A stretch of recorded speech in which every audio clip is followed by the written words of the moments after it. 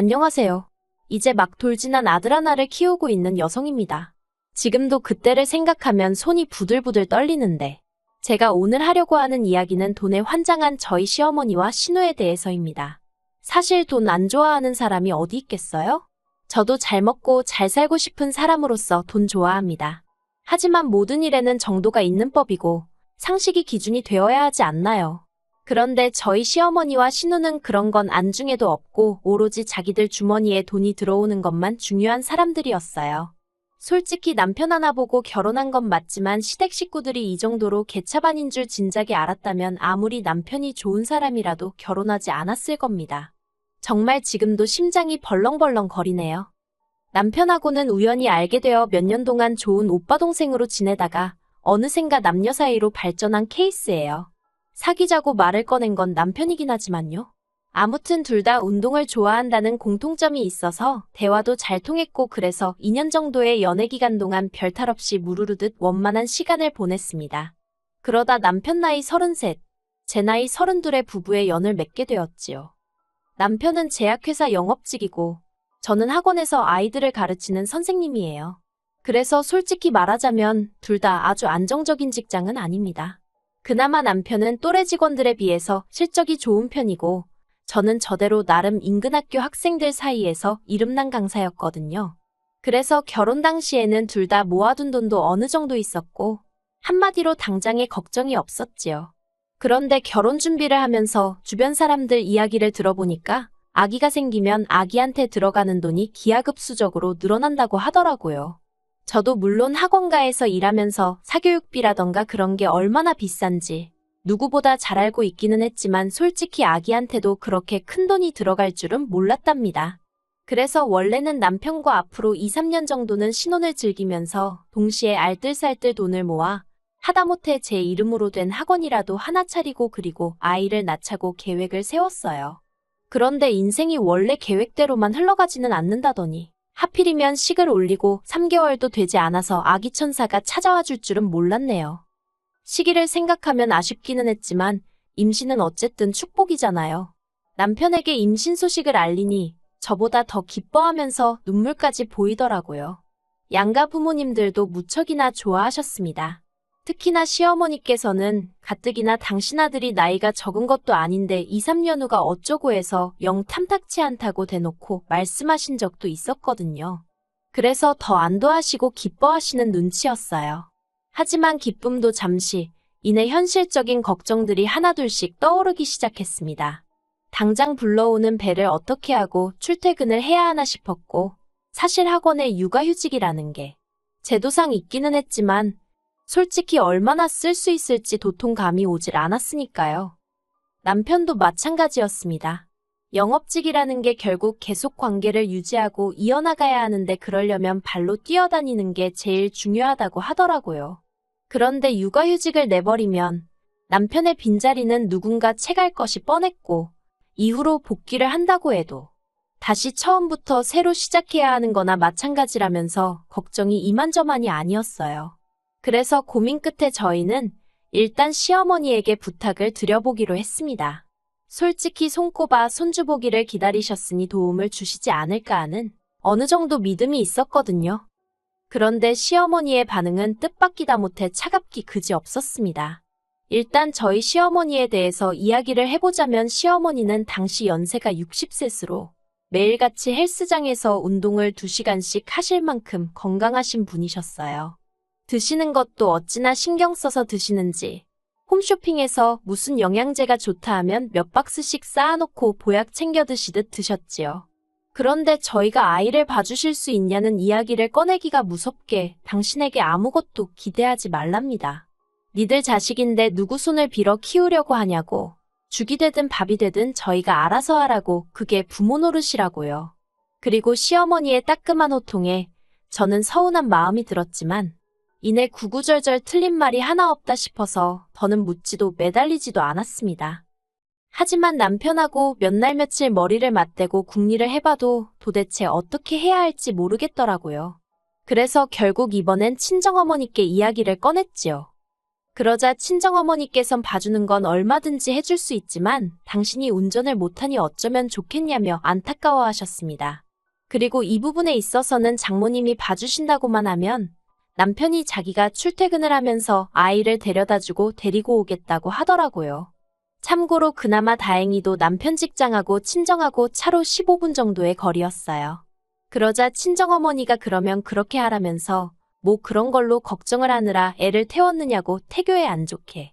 그리고는 덧붙이시길 제가 일전에 시어머니에게 물어본다고도 했었고 또 워낙 사돈 내서 손주를 바랬던 것을 알기에 당연히 그쪽에서 해주겠거니 하고 신경을 안 쓰고 계셨답니다. 그래서 아무튼 진작에 말하지 그랬냐며 이제 그런 건 신경 쓰지 말고 즐거운 생각만 하라고 하시는데 저도 모르게 눈물이 왈칵 쏟아지더라니까요. 그리고 시간이 흘러 저는 건강한 남자아이를 낳았습니다. 이때도 물론 양가로부터 넘치는 축하를 받았어요. 하지만 이렇게 비교하는 게 솔직히 올바른 일은 아니겠지만 저도 사람이다 보니 눈에 보이는 게 있고 귀에 들리는 게 있잖아요. 친정에서 해주는 축하와 시댁에서 해주는 축하에는 많은 차이가 있었습니다. 일단 친정부모님은 아이도 아이지만 제 몸 상태를 무척 염려하셨기에 산후조리원은 돈 아낀다고 싼 데 가지 말라며 현찰로 300만 원을 주시더라고요. 더 주고 싶은데 당신들도 여유가 없다며 오히려 미안해하시며 말이에요. 그런데 시댁에서는 애기 내복 2벌 사주고 끝이었습니다. 그리고 이때도 하시는 말씀이 애는 어차피 빨리 크니까 좋은 거 해줘봤자 기억도 못한다나요. 게다가 그게 끝이 아니라 애 보러 오느라 새벽부터 서둘러서 너무 피곤하다며 병실에 누워있는 저와 그런 저를 돌보는 남편에게 돈을 요구하셨습니다. 당신은 집에 가는 길에 시아버지랑 신우랑 장어라도 사 먹고 들어가야겠다면서요.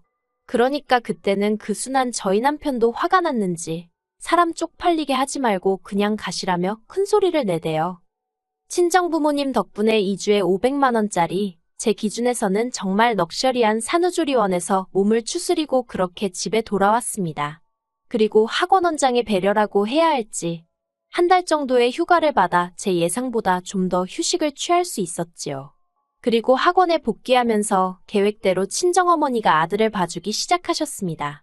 참고로 친정어머니께는 한 달에 100만 원씩 드리기로 했는데 사실 저도 남편도 너무 잘 알고 있었어요.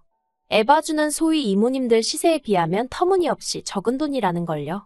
하지만 친정어머니는 물론이고 친정아버지도 오히려 손자랑 시간을 보내게 돼서 좋다며 돈은 무슨 돈이냐고 절대로 안 받겠다 하시는 걸 설득하여 간신히 100만 원으로 합의를 봤네요. 대신 남편에게는 미리 당신이 알다시피 친정부모님이 너무 적은 돈을 받겠다 하시니 두 분 생신이나 명절에 용돈을 좀 더 넉넉히 챙겨드리겠다고 했습니다. 남편도 흔쾌히 그렇게 하라고 했고요. 그리고 이후로 한동안은 아무런 문제가 없었어요. 남편이 시댁 식구들 앞에서 그 이야기를 하기 전까지는 말이지요. 그날은 시어머니의 생신이라서 저희 애도 데리고 시댁에 갔습니다. 그런데 시어머니께서 저희 애를 보자마자 애가 왜 이렇게 말랐냐며 피죽도 못 얻어먹은 것 같다고 그러시는 거예요. 참고로 당시 태어난 지 7개월이었고 체중은 9kg 가까이 나가고 있었습니다. 또래 평균치보다 많이 나가면 나갔지 절대로 적은 수치가 아니었어요. 그리고 남편도 그런 시어머니의 말도 안 되는 억지가 어이가 없었는지 애를 무슨 천하장사로 만들 것도 아니고 이상한 말 좀 하지 마시라며 면박을 주대요. 그리고는 남편이 장모님이 얼마나 애를 잘 봐주시는지 아냐고 먹는 것도 그렇고 입는 것도 그렇고 장모님 없었으면 정말 큰일 날 뻔했다면서 시어머니를 슬며시 흘겨보는 걸 제가 봤어요. 그러니까 시어머니가 니네가 돈을 한 200씩은 주냐 하셨고 남편이 200은 무슨 100밖에 못 드려 하고는 대답을 했는데 한마디로 그게 낚시였던 거예요. 시어머니가 눈을 진짜 튀어나오겠다 싶을 만큼 동그랗게 뜨시더니 아니 무슨 손잡아주면서 진짜 돈을 받냐고 화를 내셨습니다. 그리고는 저희더러 니들 나한테 부탁할 때는 돈 얘기는 안 했잖냐? 하시대요. 아니 돈 이야기 할 틈을 안 주신 건 시어머니셨는데 말이지요. 남편이 그런 시어머니더러 그럼 당연히 돈을 드려야지 안 드려? 일주일에 5일씩 애를 봐주시는데 엄마는 아예 봐줄 생각도 없었으면서 이제 와서 왜 난리야? 하고는 순식간에 서로 간에 오가는 언성이 높아졌습니다. 그리고는 시어머니 생신이고 뭐고 남편과 저는 먼저 집으로 돌아갔지요. 그런데 이튿날 시어머니에게서 연락이 왔습니다. 당신이 곰곰이 생각을 해봤는데 친정에다가 100만 원씩 주고 애를 맡길 거면 차라리 당신에게 맡기랍니다. 대신 당신은 150만 원씩 달라는데 그 이유가 집에 신우도 있으니 여자가 둘이니까 150을 달래요. 어이가 없었지요. 제 입장에선 여자가 둘이건 셋이건 간에 친정어머니가 제일 믿음이 가고 편했으니까요. 그래서 이제 와서 그렇게 하는 건 아닌 것 같다고 딱 잘라 말씀드렸습니다. 제 입으로 말하기 부끄럽지만 저희 애에 대해서는 친정어머니가 전문가라고 해도 될 만큼 이제 많은 걸 알고 계시고 애도 저희 친정어머니랑 보내는 시간에 적응을 한 상황인데 갑자기 어머님한테 맡기는 건 여러 가지로 아닌 것 같다고요. 하지만 시어머니는 당신의 고집을 쉽게 꺾지 않으셨어요. 비싸서 그러냐면서 그러면 100만 원만 받을 테니 대신 저희가 친정에 하듯이 애를 시댁에 데려다주고 데리고 가라는 거예요. 그런데 시댁은 저희 집에서 정반대 방향이고 남편도 저도 그쪽으로 출퇴근을 하지 않거든요. 그래서 정말 안 된다고 거듭해서 거절을 했어요. 그런데도 시어머니는 포기하지 않고 급기야 신우랑 번갈아 가며 매일같이 저에게 전화를 걸어왔고 견딜 수 없던 저는 두 사람의 전화는 아예 무시하기에 이르렀지요. 남편이라고 가만히 있었던 것도 아니에요. 남편도 시어머니한테 정말 왜 이러시냐고 체면 좀 지키시라고 어지간히 듣기 싫은 소리를 해댔다는 걸 저도 몇 번이나 보고 들었으니까요. 그리고 그렇게 시어머니와 신경전이라고 해야 할지, 전쟁이라고 해야 할지. 아무튼 그렇게 한 달 가까이 시간이 지나자 어느 순간부터 시어머니한테 연락이 오지 않는 것 같았고, 저는 이렇게 상황이 마무리되는가 보다 했습니다. 시어머니가 포기하셨구나 싶었지요. 그런데 그게 아니었습니다. 학원에서 한참 수업을 하고 있는데 친정어머니한테 전화가 왔어요. 친정어머니는 제 학원 스케줄을 잘 알고 계셨기 때문에 웬만한 일이 아니고서는 절대로 제 수업 시간에 전화를 하시는 일이 없으시거든요. 그래서 저는 급한 일이라는 걸 바로 눈치챌 수 있었고 학생들에게 양해를 구하고 전화를 받았지요. 그랬더니 친정어머니 말씀이 시어머니랑 신우가 현관문을 두드리고 난리가 났는데 이걸 열어줘야 하냐입니다. 어이가 없어서 지금 누구랑 계시냐니까 혼자서 애 보고 있다고 하시길래 절대로 문 열어주지 마시라고 했어요. 그리고는 바로 남편에게 전화의 상황을 알렸더니 남편이 미치겠다면서 자기가 바로 가보겠다 하대요. 저는 아무리 그래도 수업은 마쳐야 하는 상황이었기에 전화를 끊고 20분 정도 있다가 출발을 했고요. 정말 제가 무슨 정신으로 운전을 한 건지도 기억이 안 날 만큼 밟아서 친정에 도착했어요. 그리고 제가 보게 된 광경은 가관도 아니었습니다. 남편이 먼저 도착해 어느 정도 상황이 정리가 되었던 걸 감안하더라도 친정어머니는 제 아들을 끌어안고 벌벌 떨고 계셨고 시어머니와 신우는 문을 삭히지 못하고 있었어요.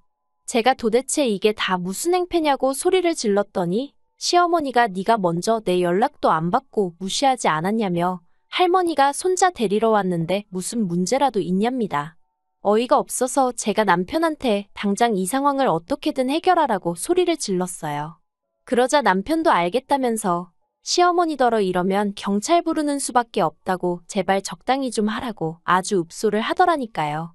그런데 옆에 있던 신우가 딴에는 논리적으로 설득이라도 하려고 들려던 건지 자기들이 다른 뜻이 있어서 그러는 것도 아니고 사돈도 피곤하고 힘들 거 아니냐 그러니 이제는 자기들이 봐주겠다는데 왜 무조건 싫다고 하는 거냐며 어줍잖게 저를 달래려 드는 게 아니겠어요. 하지만 이로 인해 시어머니나 신우가 정말 제 아들을 돈으로만 보고 있다는 확신이 들었고 저는 남편에게 2번 다시 내 아들을 당신 가족들에게 보여줄 수 없다 했습니다. 그리고 만약에 내 말대로 해주지 못할 것 같으면 당신도 내 아들을 볼 자격이 없는 거나 마찬가지라고 나는 이혼도 하나 겁나지 않는다고도 했고요. 그러자 남편이 절대로 그렇지 않다며 자기도 저와 100번 1000번 같은 생각이랍니다. 자기 어머니지만 이번 일로 정말 질려버렸다면서 자기야말로 안 보고 살고 싶다나요. 그리고 그렇게 저희는 시댁과는 완전히 연을 끊고 살게 되었습니다. 그래서 지난 돌 때도 부르지 않았는데 이제 저나 남편은 물론이고 친정어머니도 자기들 연락을 받지 않으니 어떻게 알아낸 건지 저희 친정아버지 회사로 전화를 했더라니까요. 물론 친정아버지께서는 이미 이 내막을 다 알고 계셨기 때문에 아무리 사돈이라고 해도 이렇게 막무가내로 나오시면 법대로 할 수밖에 없다고 단호히 말씀하셨던 모양이에요. 정말이지. 저는 시부모님도 신우도 다 저희 남편처럼 차분하고 상냥하고 좋은 사람들일 거라고 생각했는데 막말로 그깟 100만 원, 150만 원이 뭐라고 이렇게까지 이를 키운 건지 모르겠습니다. 시어머니께서는 저더러 당신 손자를 빼돌렸다며 고소를 하겠다고 저에게 장문의 문자를 보내셨던데 아니 엄마가 아들 키우는 게 언제부터 며느리가 손자를 빼돌린 게 되는 세상이 된 건지 모르겠습니다. 도대체 저희 시어머니는 어떤 세상에 살고 계신 건지 이해가 안 되네요. 솔직히 언제까지 이렇게 살 수 있을지 모르겠습니다. 애가 커가다 보면 할머니 할아버지라는 개념도 알게 될 테고 그러면 궁금해하지는 않을까요? 그리고 남편은 남편대로 나이 들어가는 장인 장모님을 보다 보면 자기 부모님도 생각이 날 테지요. 언젠가 그런 때가 오면 저는 어떻게 행동해야 하는 건지 요즘은 그게 가장 걱정입니다. 그래도 일단은 당장의 평화를 지켜가며 행복한 가정을 꾸리는 데 집중하고 있어요. 어쨌든 인생은 결국 제 계획대로 흘러가는 것은 아니니까 그저 순간순간 최선의 결정을 내릴 뿐입니다.